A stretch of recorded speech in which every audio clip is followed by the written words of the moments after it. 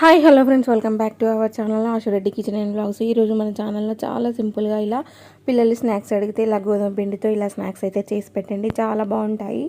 ఇవి మనకు నిల్వ కూడా ఉంటాయి అన్నమాట. ప్రాసెస్ అయితే చూపిస్తాను, చూసేయండి.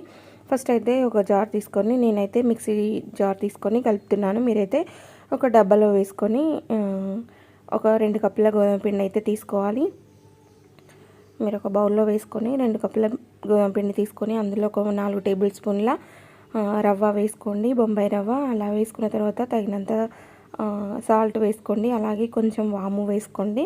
ఒక 2 టేబుల్ స్పూన్ల వాము అయితే సరిపోతుందన్నమాట. అలాగే టేస్ట్కి తగినంత సాల్ట్, అలాగే కొంచెం కలర్ కోసం పసుపు, అలాగే కొంచెం కారం వేసుకోండి. కొంచెం ఆయిల్ వేసుకోండి. మనం చపాతీ పిండి అయితే ఇలా కలుపుకుంటామో ఆ విధంగా వచ్చేంత వరకు అయితే కలుపుకోవాలి. మనం మంచిగా కలుపుకుంటేనే బాగా వస్తాయి ఇవి. నేనైతే ఇదంతా కూడా మిక్సీ పట్టుకొని వచ్చినాక ఇలా ఉండి చూపిస్తాను. చూసారా, ఈ విధంగా గట్టిగా ఉంటే సరిపోతుంది. నేనంతా కూడా ఒక బౌల్లో అయితే వేసుకుంటున్నాను. చూసారా, ఈ విధంగా కలుపుకొని ఒక 2 నిమిషాలు మళ్ళీ కలిపేసి ఒక 10 నిమిషాలు అయితే పక్కకు పెట్టుకోవాలి.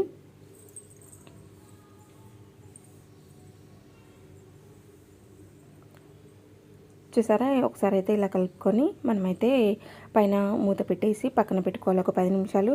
10 నిమిషాల తర్వాత మళ్ళీ ఒకసారి కలుపుకొని ఇలా మీకు ఒక పెద్ద చపాతీ సైజ్ అంతా ముద్ద అయితే చేసుకోండి. ఇలా చపాతీ సైజ్ అంతా ముద్ద చేసుకొని మన కింద పొడిపిండి చల్లుకుంటూ మనమైతే చపాతీ ఎలా తాల్చుకుంటామో ఆ విధంగానే తాల్చుకోవాలి.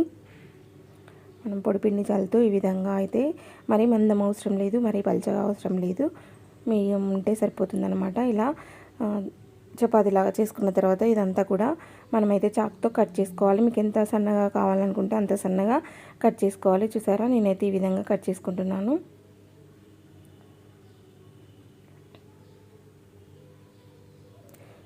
చూసారా, అంతా కూడా ఈ విధంగానే కట్ చేసుకొని మళ్ళీ మనకు స్క్వేర్ షేప్ వచ్చేలా విధంగా అయితే కట్ చేసుకోవాలి. చూడడానికి కూడా బాగుంటాయి, అలాగే మనకు మంచిగా ఫ్రై అవుతాయి అన్నమాట. చూసారా, అన్నీ కూడా ఈ విధంగా కట్ చేసుకోవాలి. మీకు ఏ యాంగిల్లో కావాలంటే యాంగిల్లో అయితే కట్ చేసుకోవచ్చు. నేనైతే ఇలా వచ్చే వరకు అయితే కట్ చేసుకొని ఇవన్నీ కూడా ఒక ప్లేట్లోకి అయితే వేసుకుంటున్నాను. అన్నీ కూడా మనం ఈ విధంగానే చేసి రెడీ పెట్టుకోవాలి. చూసారా, అన్నీ కూడా ఈ విధంగానే రెడీ చేసి పెట్టుకోవాలి. అన్నీ కూడా కట్ చేసి ఒక ప్లేట్లో అయితే తీసుకున్నాను. ఇప్పుడు డీప్ ఫ్రైకి ఆయిల్ పెట్టేసుకొని ఆయిల్ మంచిగా హీట్ అయిన తర్వాత ఇవైతే మనం వేసుకొని మనం అటు ఇటు కదుపుతూ మంచి కలర్ వచ్చేంత వరకు అయితే ఫ్రై చేసుకోవాలి. మనం మీడియం ఫ్లేమ్లో పెట్టుకొని మనమైతే ఇవి ఫ్రై చేసుకోవాలి, లేకుంటే మాడిపోయే ఛాన్సెస్ ఉంటుంది. మనమైతే ఇవన్నీ కూడా కలర్ వచ్చేంత వరకు అయితే ఫ్రై చేసుకుందాము.